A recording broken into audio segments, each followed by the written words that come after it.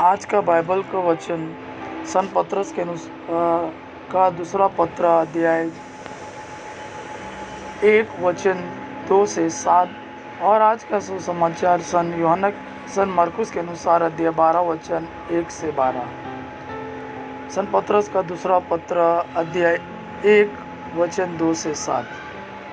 आप लोगों को हमारे ईश्वर और प्रभु ईसा के ज्ञान द्वारा प्रचुर मात्रा में अनुग्रह और शांति प्राप्त हो।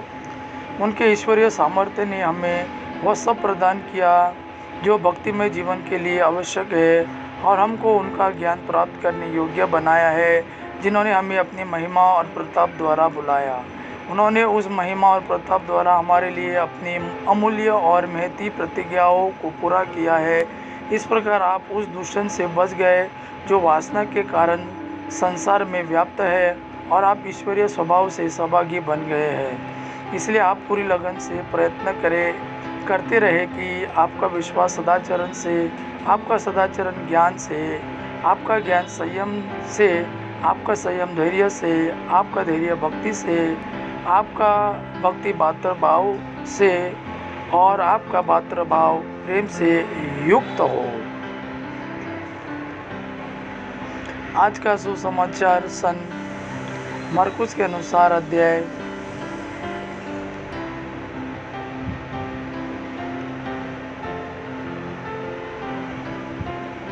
12 वचन 1 से 12।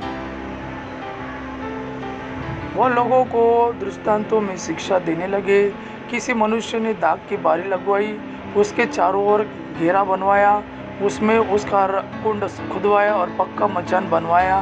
तब उसे आसामियों को पट्टे पर देकर वह परदे चला गया। समय आने पर उसने दागबारी की फसल का हिस्सा वसूल करने के लिए आसामियों के पास एक नौकर को भेजा।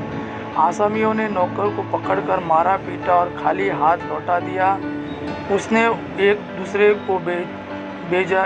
नौकर को भेजा। उन्होंने उसका सिर फोड़ दिया और उसे अपमानित किया। उसने एक और नौकर को भेजा और उन्होंने उसे मार डाला। इसके बाद उसने और बहुत से नौकरों को भेजा। उन्होंने उनमें से कुछ लोगों को पीटा और कुछ को मार डाला। अब उसके पास एक ही बच गया, उसका परम मित्र पुत्र। अंत में उसने यह सोचकर उसे उनके पास भेजा कि वे मेरे पुत्र का आदर करेंगे। किंतु उन आसामियों ने आपस में कहा, यह तो उत्तराधिकारी है, चलो हम इसे मार डालें और इसकी विरासत हमारी हो जाएगी। उन्होंने इसे पकड़कर मार डाला और दागबारी के बाहर फेंक दिया। दागबारी का स्वामी क्या करेगा? वह आकर उन आसामियों का सर्वनाश करेगा और अपनी दागबारी दूसरों को सौंप देगा। क्या तुम लोगों ने धर्म ग्रंथ में यह नहीं पढ़ा? कारीगरों ने जिस पत्थर को बेकार समझकर निकाल दिया था, वही कोने का पत्थर बन गया है। यह प्रभु का कार्य है, हमारी दृष्टि में अपूर्व है। वे समझ गए कि ईसा का यह दृष्टांत हमारे ही विषय में है और उन्हें गिरफ्तार करने का उपाय ढूंढने लगे, किंतु वे जनता से डरते थे और उन्हें छोड़कर चले गए। यह प्रभु का वाणी है। प्रभु को धन्य हो। आबा पिता की महिमा और पुत्र यीशु का प्रेम आप पर सदा सर्वदा बना रहे। आमीन।